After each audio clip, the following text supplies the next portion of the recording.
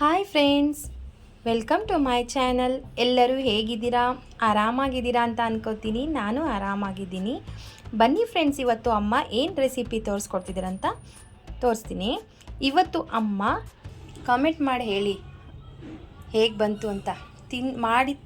ತಿಂದು ನೋಡಿ, ಆವಾಗ ಗೊತ್ತಾಗುತ್ತೆ ಎಷ್ಟು ಟೇಸ್ಟಿಯಾಗಿರುತ್ತೆ ಅಂತ. ಇನ್ಯಾವತ್ತೂ ತಂಗ್ಳು ರೊಟ್ಟಿನ ನೋಡಿಬಿಟ್ಟು ಮುಖ ಸಿಣಿಸಲ್ಲ ಯಾರು. ನೀವು ಮಾಡಿಕೊಟ್ರೆ ಅವ್ರಿಗೆ ಗೊತ್ತಾಗಲ್ಲ ಇದು ಎದ್ರಲ್ಲಿ ಮಾಡಿದ್ದಾರೆ ಅಂತ. ಅಷ್ಟು ಚೆನ್ನಾಗಿರುತ್ತೆ. ತಿನ್ನಬೇಕಾದ್ರೆ ಗೊತ್ತಾಗಲ್ಲ, ತಿಂದಾದ್ಮೇಲೆ ಗೊತ್ತಾಗುತ್ತೆ ಅವ್ರಿಗೆ, ಹೌದು ಇದು ರೊಟ್ಟಿ ಮಾಡಿರೋದು ಅಂತ. ಅಷ್ಟು ಚೆನ್ನಾಗಿರುತ್ತೆ ನೋಡಿ ಯಾವ ರೀತಿ. ಫಸ್ಟ್ ಕ್ಯಾರೆಟು, ಆಮೇಲೆ ಈರುಳ್ಳಿ, ಟೊಮೆಟೊ, ಕೊತ್ತಂಬರಿ ಸೊಪ್ಪು ಹಾಕ್ತಿದ್ದಾರೆ. ಇವಾಗ ಚಾಟ್ ಮಸಾಲ ಹಾಕ್ತಿದ್ದಾರೆ ನೋಡಿ, ಚಾಟ್ ಪುಡಿ ಹಾಕ್ತಿದ್ದಾರೆ. ತುಂಬ ಚೆನ್ನಾಗಿ ಬರ್ತಿದೆ ಫ್ರೆಂಡ್ಸ್. ಇದೆಲ್ಲ ನೋಡಿ, ಇವಾಗ ಅನ್ನ ಸಾಂಬಾರು, ಮುದ್ದೆ, ಚಪಾತಿ ಎಲ್ಲ ಡೈಲಿ ತಿಂದು ಬೋರ್ ಆಗುತ್ತೆ. ಅದೇ ಚಪಾತಿ ಪಲ್ಯ ಇರೋದ್ರಲ್ಲಿ ನಾವು ಡಿಫ್ರೆಂಟಾಗಿ ಏನಾದರೂ ಮಾಡಿಕೊಂಡು ತಿನ್ನೋದಕ್ಕೆ ಇಷ್ಟ ಆಗುತ್ತಲ್ವಾ. ಇವಾಗ ಉಪ್ಪು ಹಾಕ್ತಿದ್ದಾರೆ,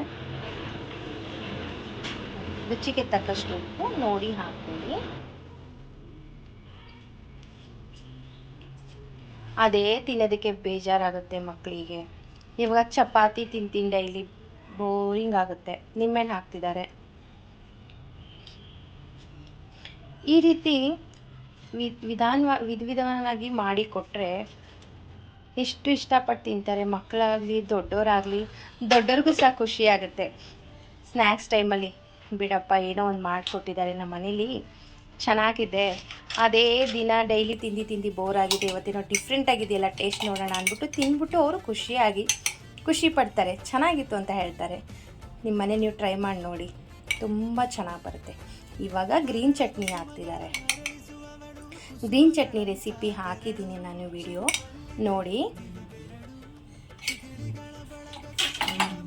ಮತ್ತು ಇವಾಗ ಖಟ್ಟ ಮಿಠ ಚಟ್ನಿ, ಸ್ವೀಟ್ ಚಟ್ನಿ ಹಾಕ್ತಾರೆ.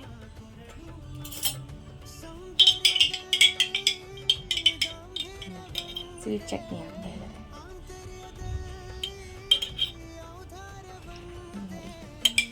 ನೋಡೋದಕ್ಕೆ ಸೇವ್ ಪುರಿ ಥರನೇ ಕಾಣಿಸ್ತಿದೆ ಫ್ರೆಂಡ್ಸ್. ಅದೇ ರುಚಿ ಬರುತ್ತೆ. ಇದಿನ್ನ ಗೋಧಿ ಹಿಟ್ಟದಲ್ಲ, ತುಂಬಾ ಟೇಸ್ಟ್ ಬರುತ್ತೆ. ಪುರಿಗಿಂತ ಇದು ಇನ್ನೂ ಚೆನ್ನಾಗಿ ರುಚಿ ಬರುತ್ತೆ ನೋಡಿ. ಎಷ್ಟು ನೋಡಿದರೆ ಯಾವಾಗ ತಿನ್ನಬೇಕು ಅಂತ ಅನಿಸ್ತಿದೆ ನನಗೇನೆ. ತುಂಬ ಚೆನ್ನಾಗಿದೆ.